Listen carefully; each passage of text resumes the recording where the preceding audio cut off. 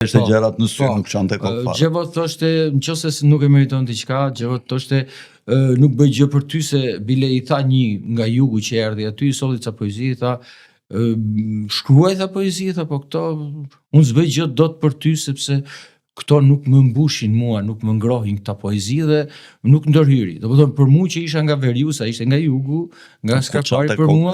Po, Gjevo nga këto gjëra, sa si shikon të.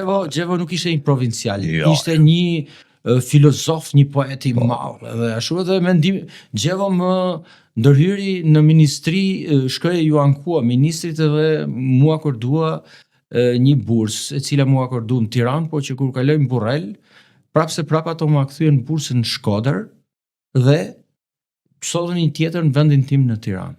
Ti e mbarove në Shkodër, domethënë. Fillova studimet në Shkodër dhe një moment kur vi në Tiranë, Gjevo ishte shumë i revoltuar me mua dhe më thotë që dëgjoj djalë thotë unë baban tënë kam shumë mik thotë jemi bërë shumë miq thotë se mendojmë të dy jemi njerëz të lirë dy, po është pak turp thotë që të qëndrosh 2 vjet në shkollë thotë në Tiranë dhe të vështirë të takosh.